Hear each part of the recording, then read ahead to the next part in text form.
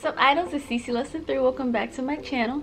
So I went through my Instagram archives and my Snapchat, like old saved videos from years ago, and I decided to make a list of 25 free or cheap things to do in Korea. These are fun, unique, cultural, interesting things. I just went through like the old history of places I've been in Korea. This is in no particular order, but at the end of the video, I will list my favorite cafes, restaurants, experiences, recommendations, things like that. So that'll be at the end, but these 25 things are in no particular order, just things I like to do while I was in Korea. But before we get into that, today's video is sponsored by Rosetta Stone. Now if you guys remember, like 2 years ago when I was giving like tips for learning Korean, and I said this to start out, it's all free, and that was one of my things because I really wanted to do Rosetta Stone, but I don't have Rosetta Stone money. Girl, I'm broke. Girl, I'm broke.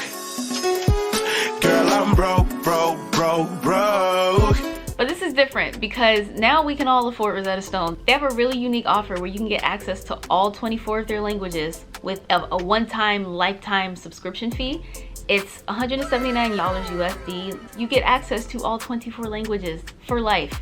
So I finally got to try Rosetta Stone after years of wanting to try it but never having access or being able to afford it, and I can already see the difference. It's basically like when you learn your first language, like I'm a native English speaker, and how you're naturally immersed into it. So for example, a prompt might say 남자 아이 주스 마셔요, and you have to figure out which one correlates to that sentence. So that's a boy drinking juice, and it'll be a girl drinking juice, a group of people drinking juice, and you just got to figure out which one it goes with. You can learn the language and not just words. So there's also a listening and repeat part where you actually have to repeat what they say, and you actually have to say it, and you get like scaled on it. So like for example, it's not just translated where like it'll be the sentence in Korean and you translate into English or vice versa. It'll be the picture and the physical action, just like when you're learning your first language as a kid. I recommend it. It's broken down by lessons, days, and weeks, so you progress into it. Like you naturally and gradually get harder and harder, more complex, and deeper into the language. Click the link in the description box below if y'all are interested. Get on my level. I'm on your next level. Again, like I said, this video is in no particular order. So one, to go in Namsun Tower is not free. That costs like 15,000 won. But you can very much go up to it. That's where you can get like the best pictures, the best view of the city. There's like a park up there. It's really pretty in the fall. That's like when the leaves are fresh and hitting the ground, and it's bright orange and red, and you can see the colors cascading over the city. And it's free to go up and see Namsun Tower. You can see the little love locks that you've seen a lot of K-dramas filmed there. There's also like a mall and like a shopping area. There's like a museum. It's a lot to do up there. You get a lot for free just at the base of the tower. Now the next thing on this list, if you're a girl and you're going post-COVID, the clubs. If you go before 10, a lot of them are free for girls, which, you know, that's kind of the same with most countries. If you go after 10, it usually costs you anywhere between 5,000 to like 20,000 won. It depends on what kind of club it is and how poppin' it is. But me and my friends always went early, and the good thing is you usually get like a little ticket, and it gets you like 1 or 2 free drinks too at the bar, so I think it's worth it. The next thing on this list are the museums. Now, if it's like a cultural history or art museum, it's usually going to be free. But if it's one of those more like interactive pop-up type of events, it's going to cost you maybe 10 to like 20,000 won. It depends on how like popular it is. But there's a ton of these pop-up museums that kind of come and go around Korea. But there's also like cultural museums, art museums, history museums that are just free, and they're great. You can learn a lot about the country. I'm already a basic museum lover myself. If museums aren't your cup of tea, I'm sorry, but they're really great when you go to visit another country. The next thing on this list is Han fucking River. Dude, there's something about Han River that is just so cultural in Seoul. Like, you have the people buskering and singing at night. You have like, especially at night, by the way, in Han River. You have like the city lights reflecting on the river, the Banpo Bridge. If you go to Banpo Bridge, there's like fountain light show. And it's something I never actually got to do, but I really want to do when I go back, is to get a tent with my friends and kind of just drink by the river. You can order food directly to your location. You don't have to be like in a house or in an apartment or a restaurant. You can order it to the spot that you're at by the river. Han River is probably my favorite thing in Seoul. This next one, there is a ton of hiking you can do. I know not a lot of people like that physical exertion, a tough hike, but there's a lot of hikes that are pretty casual. Like there's one, Soando. I didn't get to do it, but I put it on my list because I plan to. It is supposed to be like a really good place to see the night view of Seoul. Just be careful going at night. I've been told, you know, be careful. There's also tougher stuff like Bukhansan. We didn't actually get to finish that. We didn't make it that far. It's a tall mountain. The one really tough like physical hike that I did in Korea was actually Mount Halasan. That's in Jeju, and it's actually the tallest peak in South Korea. Now the tallest peak on the whole peninsula is Baekdosan, but that's like North Korea Chinese border. You can only get that if you go through like the China side. Now if you find yourself in Hongdae, this is probably a bit well known, but they have like these street performances and stuff where people do like covers of ITZY, BTS, 17, Blackpink, who else is popping? Red Velvet. They do all these like dance covers and they do them really, really well, and you'll see crowds gather around them and they're like, yeah! Another really, really beautiful naturey foresty area I would love to recommend is Seoul Forest. Back in 2017, we went to Seoul Forest and we did some biking around the park. It was so beautiful because you can see the skyscrapers like beyond where the forest line is and the tree line and stuff is. There's lakes, there's those cute koi fish. The next thing on this list are the aquariums in Seoul. They're actually very cheap, and if you're lucky you can get a foreigner discount like me and my friends did when we went to COEX for like the second time. Between the Lotte Aquarium, the one in Lotte Tower, and the one in COEX, they're really, really great. They're a lot bigger than you would think they would be to be like in the middle of a mall. Like it's the COEX mall and it's the Lotte World Mall. It's a really cool way to kind of see like marine and aquatic life that's unique to East Asia and the Pacific Ocean, because those fish be looking real different over there. I'm like, oh my god, what is that? This next one, I think by now, if you know about Korea, you know how synonymous their culture is with cafes. Cafes are everywhere in Korea. They all have their cute little themes and events. They're beautiful, like they're photo zones. It'll literally be a picture of a camera on the ground and it'll say take a photo here. And again, at the end of this video, I'm gonna list like my favorite cafes, my favorite restaurants, my favorite museums and things like that. So keep watching. I'm not a coffee drinker, but I do love tea and lemonade in Korea. Go see the cafes.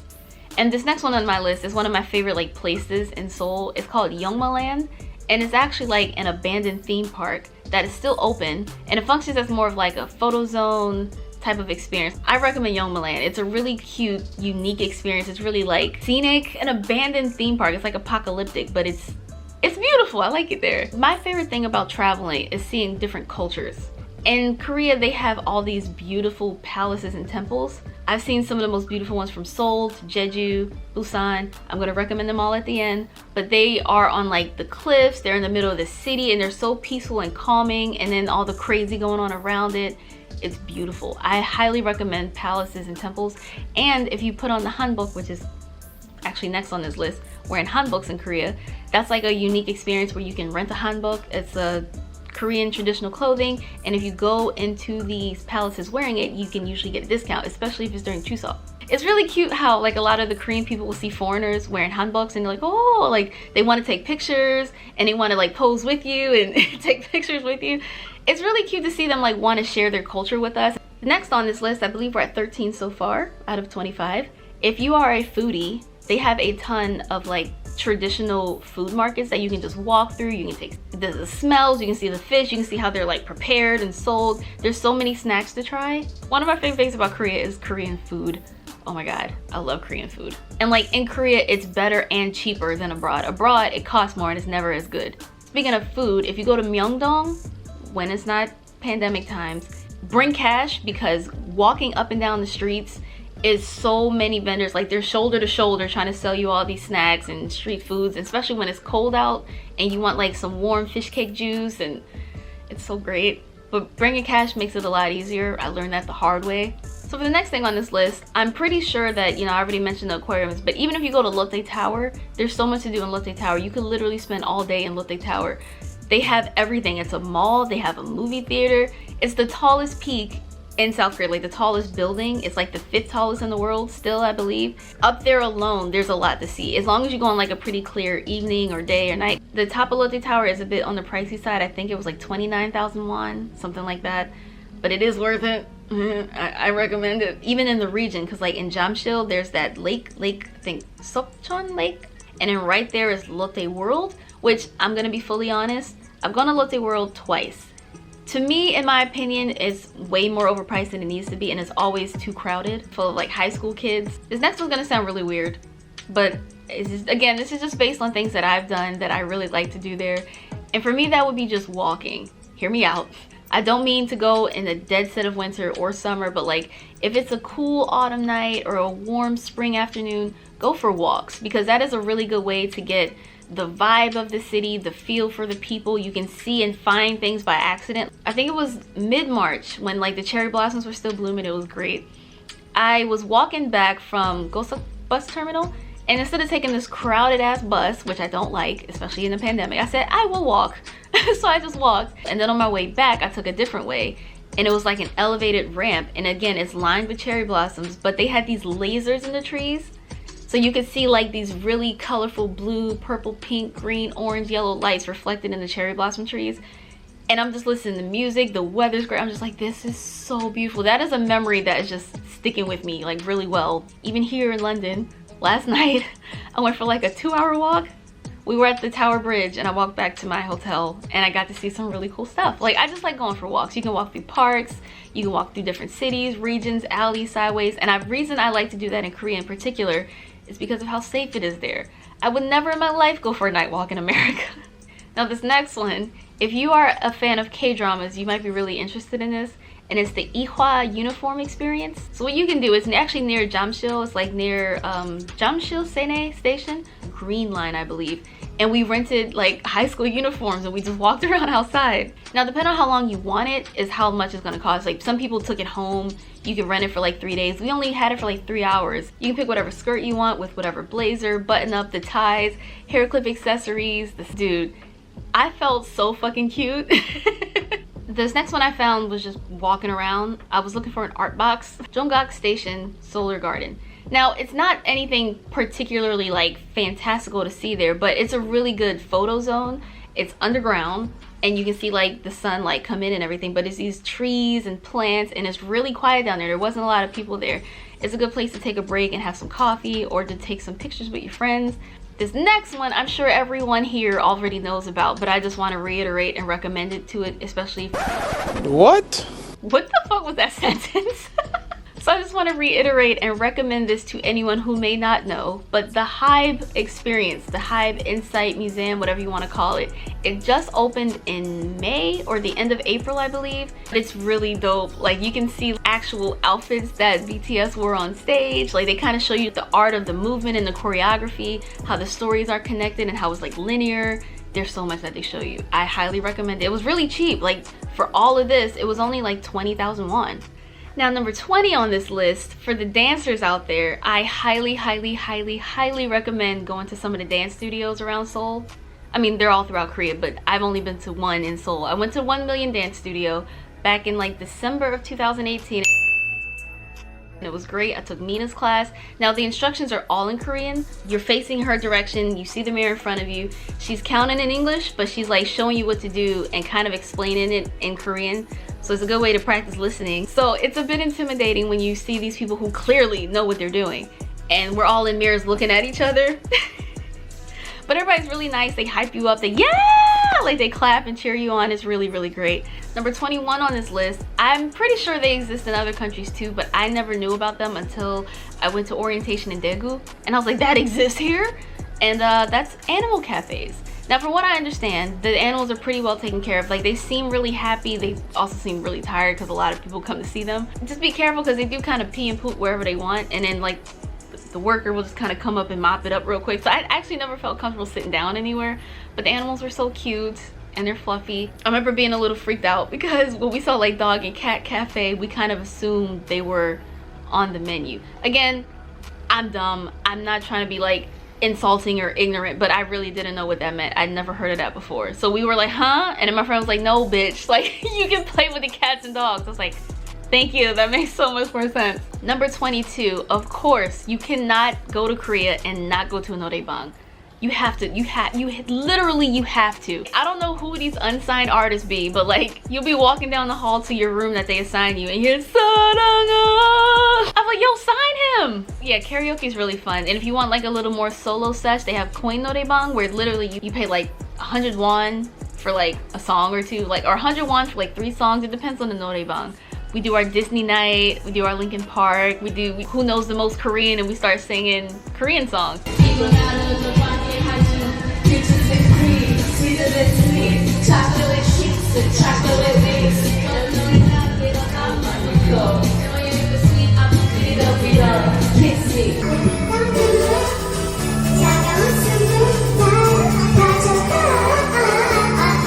Nore Yeonsubjang. I think Nore Yeonsubjang. Those are usually like you can't drink there. And drinking, when your friends are drunk and we're all singing, that makes it more fun. So karaoke, noraebang, definitely recommended. Number 23 on the list is to take a boat tour of Han River. It is beautiful. I only got to go on one, but I went at night. It was also November, so it was freezing. Don't do that. I think mine only cost like 13,000 won, and the cruise lasted for like an hour and a half. It was so great. The moon was out. Even though it was really cold, you know, I had my long padding. I'm up on the deck. It was cute seeing all the couples keeping each other warm, and the kids like, yeah, oh, 너무 추워. Ah.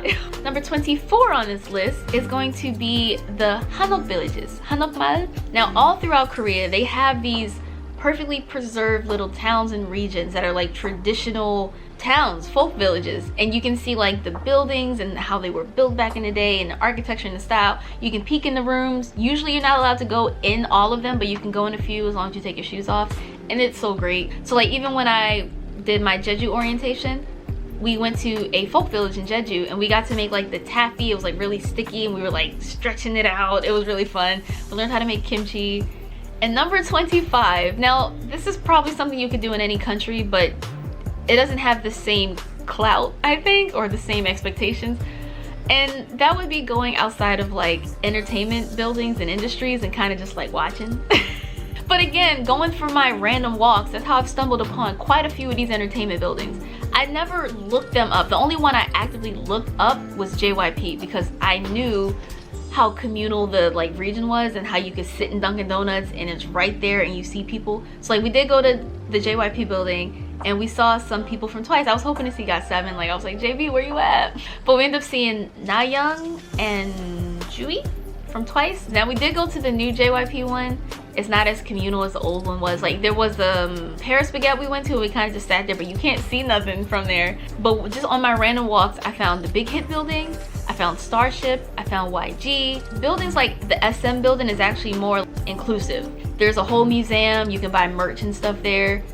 Obviously you can't go into like where the executives and the idols are, but like they do have like a fan area. So like some entertainment companies are like that where they like, hey, come here and spend your money on some merch. Get Chanyeol on a fan. But that's not really like that with every place. Like for example, at the YG building, we found it by accident. We were looking for a CU to top up our T-Money card.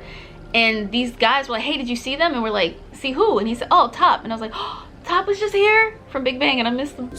Don't think about it too much. As long as you're respectful and keep your distance, don't harass them ever. But like, you might be able to get like a picture from far away if you go to these entertainment buildings. Okay, now for my favorites and recommendations in particular. So cafes. My favorite cafe was called Do Soma and it was in Jongno. Now what made this place so awesome is I felt so bougie and so rich there, but it was very cheap and affordable. I think I got this really cute tea drink with like flowers in it and it only cost like 8,000 won. And like there's these pools and fountains in there. It's a lot of natural light and pretty silky looking curtains. Oh my god. And even the way the staff dresses, like they're very formal. You follow them to your seat. I loved it. It's called Do Soma, which is like the summer. Highly recommend that. That is definitely my favorite cafe I've ever been to. There was actually one I found recently with my friend Jake. We were walking around Moonlay because we actually went out to get Italian food together and we said, hey, let's get a drink somewhere, and we just started walking. Again, this is just how you find great places. And it was called Island 203. I don't know if it was more of a bar or a restaurant because we just got drinks there. I got a really good pina colada, but they also have food menu. A lot of places they will make you eat food and order food while you drink because if you need like, what is it called again? It had all these like tropical themes. I had this big ass chandelier inside. It was so pretty. Another one, this is another recent one I went to back in like April with Bria and Tanya. It was called Sky Farm and it was in Yeouido. It's like at the top of this building. Honestly, it's easy to miss because we thought we were about to head in some corporate. We're like, wait, we're in the wrong place. You go to the top You have like a 360 view of like Han River and the city. It is so beautiful. And we got wine and brunch, I think. Now the best place to get Mexican inspired food, oh my god, it was called El Pino in Itaewon. They had these really good enchiladas, and it was the first time I had a ginger beer. Yeah, it was the first time I had ginger beer, and I love ginger. I didn't know ginger beer was a thing. El Pino 323. It was really, really, really good. And my most favoriteest place to get brunch in Korea is called Jade and Water. Jade and Water is like ok and su, and because it's in Oksudong, like Jade and Water, I thought that was kind of a cute name. The layout is really interesting. It's like a huge round table.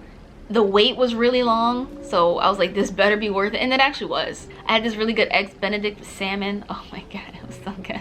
Now, some of my favorite temples in Korea, some are in Jeju, some are in Seoul, Busan. Okay, the first one that I went to that I remember just took my breath away was actually in Seogwipo, and the temple name was called Sangbangulga. I hope I'm saying that right, but it was gorgeous. It was a lot of like stairs. It's like right on the cliffs of this mountain. You could see the water very clear. Oh my god, we went on kind of a cloudy day, but it was beautiful. Seogwipo in general was very, very beautiful. This next one is also a new one that I went to in Busan, and this was just in May, and it was Haedong Yeonggungsa. It was gorgeous. The water is crystal blue. It's like right on the cliffs and on the cusp of the sea. It is so fucking pretty there, and it's free. Like, look, I love free stuff. And I also love when I feel like I'm learning and getting a sense of culture. Like, oh my god, it's so pretty there. It was really crowded, so be warned of that, but dude, it was gorgeous. I was like, I can become a monk. We'll just stay here. And there's also one in Gangnam called Bukhansan, and I also went there for the first time this year. I was like, no, what's that? And he's like, it's this really tranquil and peaceful temple in the middle of Gangnam. I was like, in the middle of Gangnam, and I've never heard of this before. It is small, but it is so gorgeous. It's instantly quiet. It's peaceful. Last but not least, my favorite museums. There's the K Hyundai Misulgwan, and we were the only ones there, so that was great. But they also have like different exhibits. That cost us 15,000 won to go. Another one I went to, the National Museum of Contemporary Korean History. I had to write that down because that's a long one. So proud to see BTS in the museum, like a part of Korean history, like just seeing K-pop there in general. That one was also free. It was really impressive. And I actually did a vlog of that for my channel members. So like, if you want to see a vlog about that, you can become a channel member. There's a link in the description for that too. So I'm gonna wrap this up now. So thanks for watching if you did. Remember to like, comment, share, and subscribe, and I will see you guys next time. Annyeong.